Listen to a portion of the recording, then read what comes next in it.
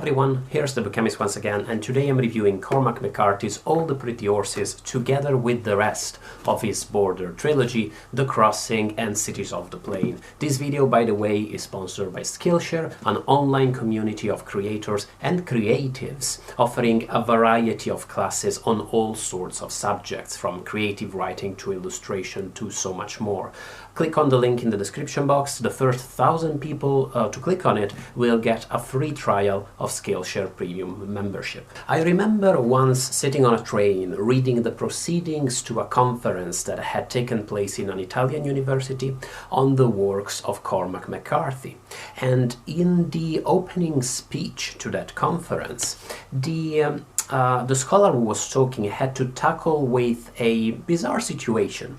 The panels at that conference covered all the works in McCarthy's oeuvre, from his early novels, Child of God, Outer Dark, to his more recent, highly acclaimed novels such as No Country for Old Men or The Road. The only novel that was not discussed in any paper, was not touched upon in any panel, was, in fact, All the Pretty Horses. And what made that a bit of a thorny question was the fact that without All the Pretty Horses, possibly that conference would never have happened. This is in some ways the book that made McCarthy, turned him from a cult writer into the highly acclaimed literary figure and even mainstream writer that we know today. The book won the National Book Award and the National Book Critics Circle Award and was highly successful. It was a great bestseller. So why was it scorned or at least ignored by academia?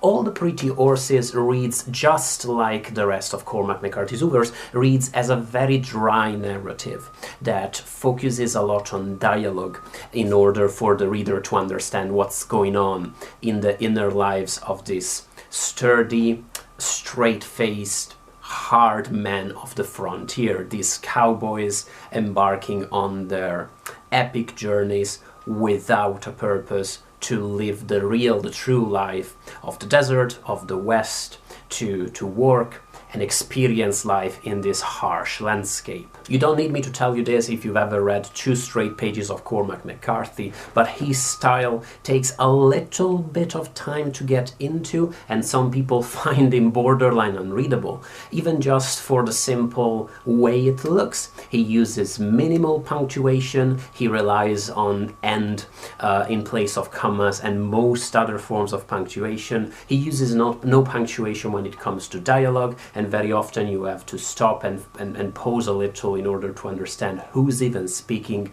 in these very long sections of dialogue that go on for pages and pages. Overall, he is definitely not the easiest writer you're ever going to read.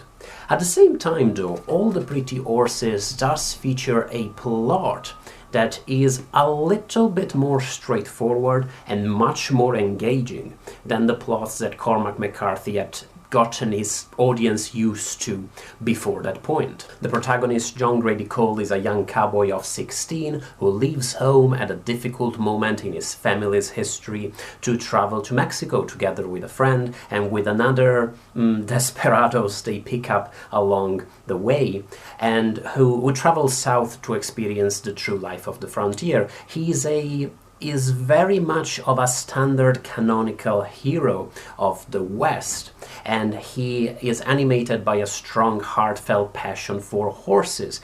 He loves these animals deeply, he wants to work with them, he experiences an almost preternatural connection with them, and in the course of his adventures he's always motivated by deeply good and deeply pure motives. Once more, attachment to his horses, or a commitment to care for his friends, love for somebody, for a young woman he meets. It's all very wholesome, and I can see how that may rub some people the wrong way, or at least it might look a long way off the protagonist of, I don't know, Child of God, masturbating as he watches people having sex in cars. It's definitely easier to care for the characters in All the Pretty Horses than it is in many other of McCarthy's novels, and the same, by the way, goes for The Crossing, which has a similarly compelling, similarly good cast of central characters. These books aren't called the Border Trilogy for nothing, and much of the adventures that these characters face come from the fact that they are young American cowboys traveling into Mexico and trying to cope with the different reality of that land, trying to find employment there, trying to cope with violence or trouble that comes their way while they're there. And the novel's attitude toward Mexico, and the fact that these novels discuss, the characters in this novel discuss the nature of Mexico extensively, might be perceived as problematic by some people, and I'm not discounting that it is, as in I understand how an argument could be made that this novel's approach to Mexico is quite Orientalistic in its paradoxical way, as in these characters' discussion of this different land comes from an outside perspective that imposes on it certain values that come from their culture without really trying to understand the native culture of Mexico and to cope with it. I don't personally believe that that is the case for two reasons. Number one, because McCarthy's treatment of Mexico and Mexican characters is very honest, it's very shows a lot of integrity and never falls on stereotypes or easy caricature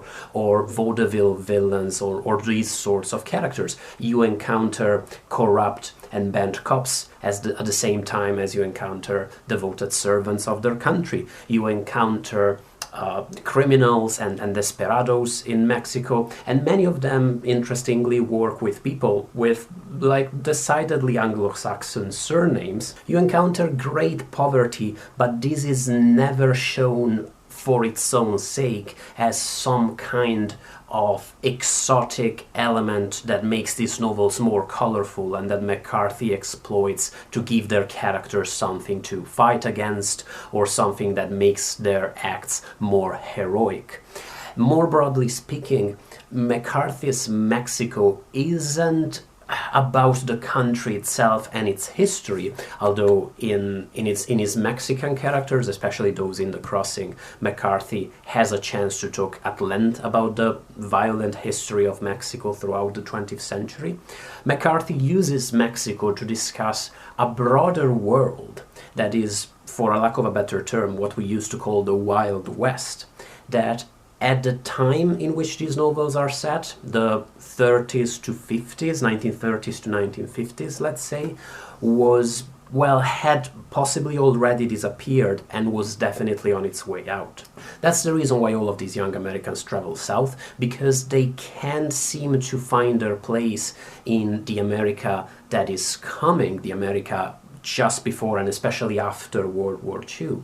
And they are looking for a more genuine life on the frontier, working with cattle, working with horses, in close touch with the earth, in close touch with the natural world south of the border in this land. Even here, this could easily give way to a very romanticized, very simplistic interpretation of, oh, poor us in post-war America with all of our comforts and all of our technology, we have lost the way, whereas the Mexicans south of the border still, not having electricity and still working with horses, they are in closer touch with Mother Earth. Nothing of the sort. All of these novels are all quite clear in expressing that this world that disappeared, this world of the frontier, of the Wild West, brought with itself immense amounts of violence, immense amounts of discomfort. There are some reports about having teeth pulled out without anesthesia that brought me in mind of a terrible scene in The Buddenbrooks, which I read recently, and that is worth the novel just for the immense pain of it. Cormac McCarthy, I'm sure, is a big fan of that scene, knowing his penchant for horror. More broadly speaking, this world that disappeared was a terrible place and a terrible reality and way of life, but it also brought with it its luminous sides, a honest way of living in full symbiosis with the land and with the people who work the land. And it's this dream that these characters are chasing throughout these three books, and if you think that's a silly dream and that it's simplistic, well, a lot of bad stuff happens to them because of their decision to follow these dreams, so I guess you'll be vindicated in the course of the trilogy. One thing that's worth mentioning, and that I find extremely non-Orientalistic of the Border trilogy, is that so much of the dialogue in it is in Spanish.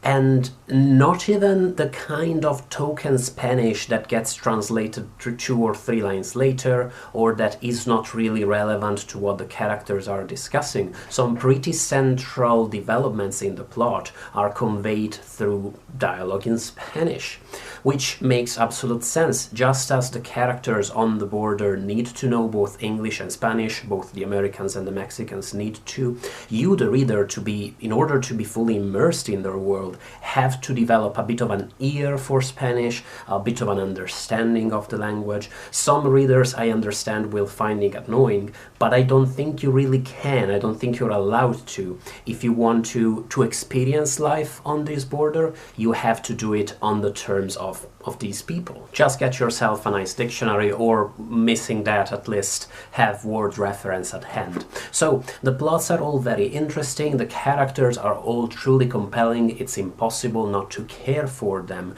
In a strange way, although I don't really like to talk about books using cinema metaphors, these books all feel truly cinematic in the way of a good Western movie. I'm a huge fan of Western movies, those Sergio Leone, John Fords, and especially in the Leone ones. Sometimes those movies can be somewhat boring, or at least slow moving, and in that same way some of the passages in the Border trilogy will be quite slow. You'll be reading a lot, you'll be spending a lot of pages on certain sections about roping together horses in the plains that uses somewhat specific lexicon and language that I personally fail to understand, in the same way as when you read Joseph Conrad, he's always talking about nautical details and the way you handle ships, and I never understand what that means other than the ship moved. Similarly, in certain very long passages of The Crossing and Cities of the Plain and All the Pretty Horses, I was somewhat lost, and all I could get out of them was, we got the horses moved. There was a pretty spectacular passage in Cities of the Plain, which is quite unforgettable, where something was happening in the plains as these cowboys, these horsemen, were chasing dogs, and I was absolutely not getting a single point of what was happening.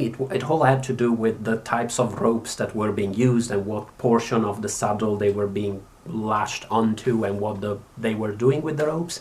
And then one of the sentences ended with, and then the dog exploded, which caused me to go back and read those couple of pages to try and understand how that dog managed to blow up. Overall, even with these slower scenes, these books feel truly and deeply entertaining.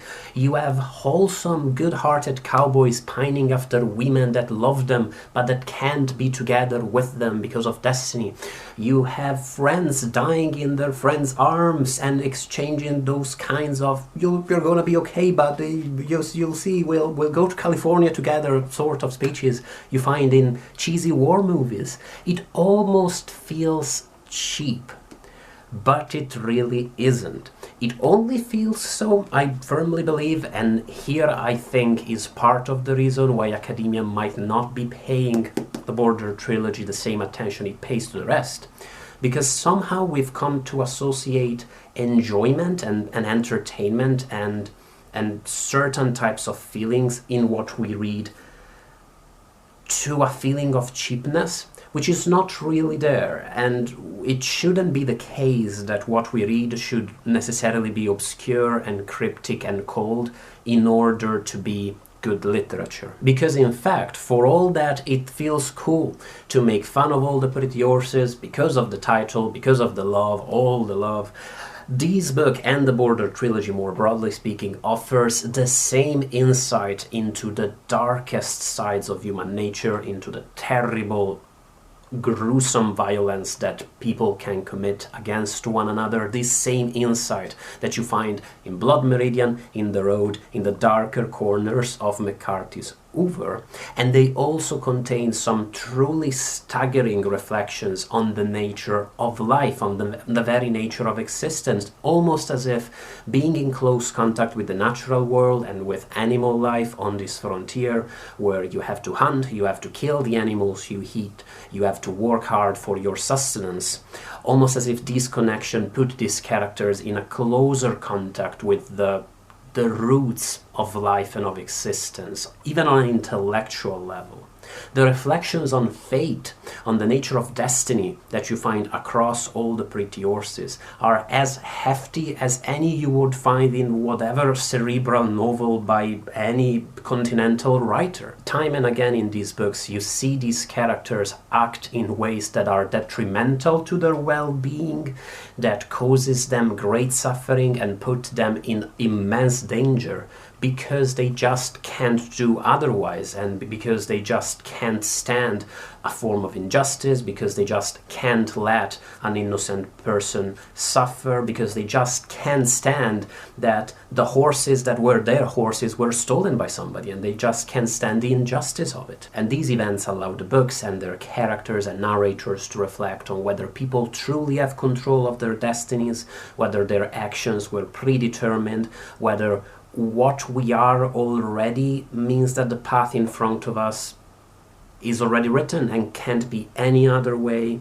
And there's a very interesting reflection, something Rowling's, John Grady's best friend in All the Pretty Horses, says to him at one point as John Grady is about to do something very cool, very heroic, but somewhat stupid.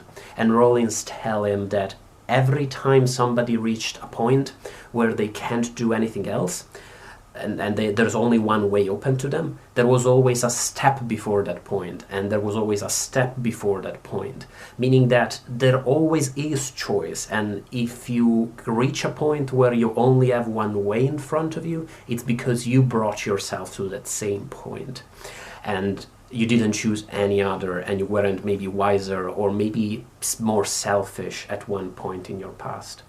And if this reflection seems in contradiction with some other point I talked about before, is because the Border Trilogy is in constant contradiction with itself, in the way great literature is, by exposing the many facets of human experience and thought, and by reflecting on all of the messy things that compose human lives. Sure, these books are more instantly appealing and entertaining than many others among McCarthy's works, but if that's the only reason why you think they're inferior to the rest of his Hoover, I believe there may be something wrong in the way you read books. I think of the Border Trilogy in the same way as I think of Inherent Vice or Bleeding Edge, mostly Inherent Vice by Thomas Pynchon, which is a much more enjoyable and much more entertaining book than many other than Pynchon wrote, especially his early works. But it still touches upon the main themes that the writer develops in the rest of his Hoover, just as Border Trilogy does. It still conveys the messages and the style that made them famous, and even more importantly, that made them unique writers. In a way, the fact that these books are more enjoyable only makes them better books. If they package in a very entertaining form reflections that these writers developed, maybe more flamboyantly, maybe with more complexity in other works, that doesn't make either these or the other works in any way inferior. They're just different books, and they all excel at what they're doing, and by God do the Border Trilogy novels excel at what they do. The Crossing is probably my favorite of the three. It does contain a couple of dialogues and reflections that are quite sprawling and go on for a long time, and it's potentially the most hermetic of the three, but it is animated by a deeply moving sense of suffering, of loneliness, and it's propelled by a truly compelling story of brotherly love and of two young men trying to survive together and make sense of one another and not always succeeding, and looking out for each other and hurting each other in the process. And they're all just great books, and I couldn't possibly recommend the three of them more. If you enjoyed All the Pretty Horses, you're going to love The Crossing, and if you read both, there's no reason why you shouldn't read Cities of the Plain, which is the perfect closure through the trilogy. What do you think, though? Do you belong to the camp that kind of dismisses the Border trilogy and maybe even McCarthy's later works in favor of his earlier novels? Are you one of those Blood Meridian or bust sort of people, or do you genuinely enjoy the novels, and do you think they're all great? I look forward to discussing this in the comment section. As always, I truly look forward to hearing your opinion. And thank you so much for watching the video. Thank you to my patrons for supporting the YouTube channel. If you're interested in, if you like my videos, you're interested in supporting it, why don't you check my Patreon page? And thank you so much to Skillshare for sponsoring the video. Skillshare, as I mentioned, is a wonderful online community of creators and experts in various fields, offering video classes with a beautiful community feeling to them, where you can contribute your own projects. Say you're taking an illustration class, you can contribute your own drawings and illustrations, get feedback on them, and share them with other people taking the same class. A class I enjoyed recently was A Complete Beginner's Guide to Learning Guitar by Mark Barnacle. It's early 2021, it's the new year, all of us have our goals for the year. Learning to play guitar has always been something I've toyed with, I've always wanted to. I'm sure many of you have toyed with the idea in the past, and this class is a great example of some of the great courses that you find on Skillshare. It's intuitive, accessible, and simple, while also giving you a clear sense that you are learning something and you're gaining some useful skills out of it, while having a great time watching Mark teaching you what you're supposed to do with a guitar. I absolutely recommend you check Skillshare out. Click on that link in the description box. The first 1,000 people to click on it will get a free trial of Skillshare Premium membership. Thank you as always for watching the review, and bye people.